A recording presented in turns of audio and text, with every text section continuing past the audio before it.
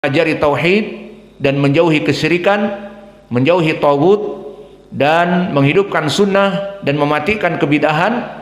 Dan bahkan barang siapa yang taat kepada Rasul dipuji dan ditinggikan derajatnya di dunia, dan barang siapa yang dan dimasukkan surga, dan barang siapa yang tidak taat kepada Rasul maka akan celaka di dunia dan di hari akhirah. Maka ini menunjukkan bahwa Allah menciptakan kita untuk beribadah, bukan untuk seperti binatang mengejawantahkan syahwat saja. Maka dari pendalilan Al-Quran yang mengajak kepada akal, seperti Allah berfirman, tilka hududullah wa man yuti'illah wa rasulah yudkhilhu jannatin tajri min tahtihal anhar khalidina fiha wa dzalikal fawzul adzim wa may ya'sillah wa rasulah wa yata'adda hududahu yudkhilhu naran khalidan fiha walahu adzabun muhin. Di dalam surat An-Nisa, wa ada dalil al-aql. Di saat Allah menciptakan manusia, kemudian Allah mengutus Rasul, dan Allah sebutkan barang siapa yang taat kepada Rasul, maka dimasukkan surga. Dan barang siapa yang durhaka kepada Rasul, maka telah mencapai kepada batas-batas yang melampaui, maka dia akan dimasukkan kepada api neraka. Maka ini dalil dari segi akal. Ternyata Allah mengutus Rasul harus diikuti. Yang tidak mengikuti Rasul diazab, dan yang mengikuti Rasul diberikan keselamatan. Ini dalil dari segi akal bahwa kita dicipta bukan seperti binatang belaka. Maka oleh sebab itu, di dalam ayat-ayat yang lain pun Allah mengingatkan dari segi akal. Afa hasibtum annama khalaqnakum abatha wa annakum ilaina la turja'un. Allah sebutkan dengan membuka akal mereka. Apakah kalian mengira bahwa kami menciptakan kalian seperti hewan begitu saja, dan kemudian kalian mati, tidak ada penghisaban dan tidak dikembalikan kepada kami? Dan begitu pun Allah berfirman, ayah sabul insanu an yutroka suda.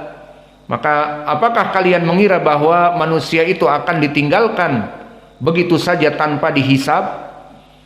Maka ini pendalilan dari segi akal bahwa Allah menciptakan manusia dan jin untuk beribadah. Dalilnya akli dan syar'i. Maka dalil akal seperti yang kami sebutkan tadi masih dari Al-Quran, namun mengajak untuk berpikir. Kenapa diciptakan manusia, kemudian diutus Rasul, dan yang mentaati Rasul selamat dan yang mendurhakai Rasul celaka? Oh, berarti Allah menciptakan kita memang untuk beribadah kepadanya. Itu maknanya. Dan begitu pun kita masuk kepada matan yang berikutnya, ataupun dari faidah ini juga ucapan penulis, faida arafta annallaha. Maka faidah dari lafaz faida arafta, jika kalian telah mengetahui annallaha, di sini faidah dari segi nahwu kalimat anna dan inna. Maka anna di sini diwajibkan fathu hamzah anna, li'anna taqa maf'ulan li ghairil qaul antakuna hiya wa ma fi haiziha fi maudi al maf'ul bihi. Wa huna kadhalik faida arafta fi'il wa fa'il, idan annallaha la budda annallaha lianna fi mahalli qaul maf'ulun bihi, idan la budda fathah laisa innallaha. Wa mithalu dzalika kama qala ta'ala wala takhafuna annakum asyraktum billah, fahuna wala takhafuna annakum laisa innakum, li'anna taqa maf'ulan li ghairil qaul. Faidan makna dalik ta'wiluhu wala takhafuna israkakum billah, idan annakum takdiruhu israkakum billah li'anna huwa maf'ulun bih. Fa ala hadha huna fa idza arafta anna allaha la budda bil fathah li'anna taqa maf'ulan li ghairil qaul la taqul fa idza arafta innallaha walakin annallaha. Faqala al-muallif rahimahullah fa idza arafta annallaha khalaqaka li ibadatihi, jika kamu semua telah mengetahui bahwa Allah menciptakan kamu untuk beribadah kepadanya, fa'lam annal ibadata la tusamma ibadatan illa ma'a tauhid, maka ketahuilah bahwa sungguhnya ibadah itu tidak dinamakan ibadah kecuali harus dengan tauhid. Maka kalimat fa idza arafta annallaha khalaqaka li ibadati, jika kamu telah mengetahui bahwa Allah menciptakan kamu untuk beribadah kepadanya, maka ketahuilah bahwa ibadah tidak dinamakan ibadah kecuali harus terpenuhi tauhid. Seperti apa? Dimisalkan oleh penulis bahwa ibadah diterima harus dengan tauhid seperti as-shalah. Shalah itu tidak diterima kecuali dengan toharoh. Maka kalau tidak ada toharoh, tidak diterima sholat. Dan begitupun ibadah tidak diterima kecuali dengan tauhid. Jika tidak ada tauhid, tidak diterima ibadahnya. Seperti sholat tidak diterima kecuali dengan at-toharoh. Ini makna dari ucapan penulis. Maka kita mengambil faidah di dalam matan ini, di dalam kalimat al-ibadah disebutkan fa idza arafta anallaha khalaqaka li ibadatih fa'lam annal ibadata, maka ketahuilah bahwa ibadah itu la tusamma ibadatan illa maha tauhid, tidak dinamakan ibadah maknanya ibadah yang benar kecuali dengan tauhid. Maka di sini ucapan penulis fa'lam annal ibadata alif lam alladzi dakhala fil ibadah al ahad li dzikri yarji' lafdahu ila qauli syekh an ta'budallahu wahdah mukhlishan lahuddin kama qala ta'ala wa ma khalaqtul jinna wal insa illa liya'budun. Karena lafaz ibadah di sini yang diinginkan ibadah as-sahihah. Fal murad biqaulihi al ibadah ay al ibadah al maqbulah as sahihah. Lianna al ibadah al maqbulah ibadah at tauhid. Kama qala ta'ala wa'budullah wa la tusyriku bihi syai'a. Idan qaulu syekh rahimahullah as-shalah fa alif lam ad-dakhilah fi as-shalah, alif lam yang masuk juga kepada as-shalah ahad lidihni, dan pembagian ahad lidihni wa ahad lidzikri qad madha ma'ana fi mutammimah. Fa ma'naha as-shalah al-maqbulah. Maka yang diinginkan di sini as-shalah al-maqbulah. Li'anna al-ma'ruf fi dihnina anna shalah la taqbal illa bit-taharah. Fa hiya syartun min syurut qabuli shalah. Karena dari segi pengetahuan, semua orang mengetahui bahwa salat tidak bisa diterima kecuali harus dengan toharoh. Maka toharoh syartun min syuruti qabuli salat, dia syarat dari diterimanya salat.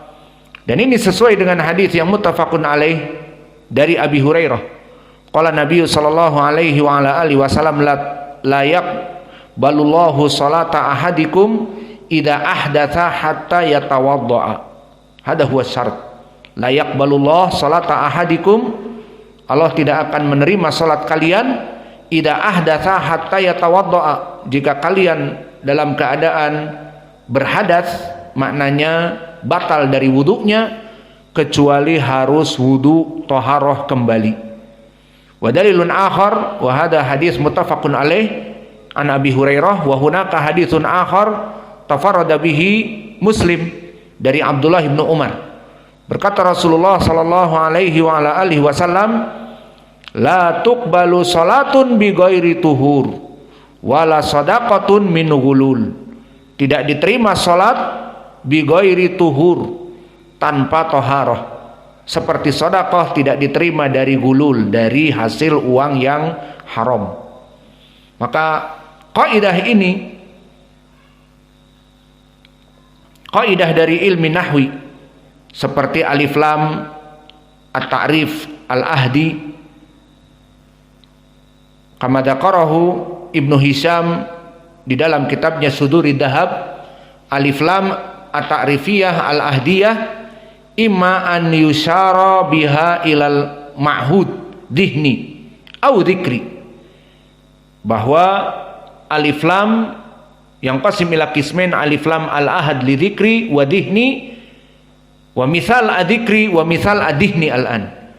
Yatil muallif ba'da dzakara al-ibadah wa dzakara as-shalah bil ahad adzikri wa lidihni. Fa idan hadhil qaidah kama dzakarahu Ibnu Hisham fi Suduri Dzahab, alif lam yang qasimu ila qismain, alif lam al-ahdiyah yang qasimu ila qismain, adihni wa kadzalika dzikri. Amma adihni ka qaulika ja'al qadi idza kana bainaka wa bainal mukhatab au baina mukhatabika ahdun fi qadin khas, kama masalna huna daiman ainal ustad au fi ayam Syekh Muqbil aina syekh idza qala wahidun minkum ainal ustad, matalan yaum minal ayam ana musafir, thumma jaa rajulun ila huna ainal ustad, faman arada bil ustad, al ustad alladhi ma'ruf huna hada yusamma al ahad lidihni. Wa kadzalika kama nahnu fi dammaj aina syekh, asy-syekh as-suyuh katsirah, suyuh banyak, namun aina syekh bi alif lam arada bihi lidihni asy-syekh Muqbil. Fa kadzalika huna misal ja'al qadi, di saat kita menunggu di mahkamah dari qadi, al-qadi yang akan memberikan hukuman kepada kita, misalnya qadi Muhammad. Idan ba'da asra daqaiq qalu ja'al qadi bi alif wal lam, telah datang al-qadi. Siapa al-qadi yang diinginkan? Al-qadi Muhammad yang mengurusi persidangan kita, bukan al-qadi Sufyan, bukan qadi Saiful, bukan qadi yang lainnya, tetapi qadi Muhammad yang diinginkan. Hada makna al-ahad li dhihni.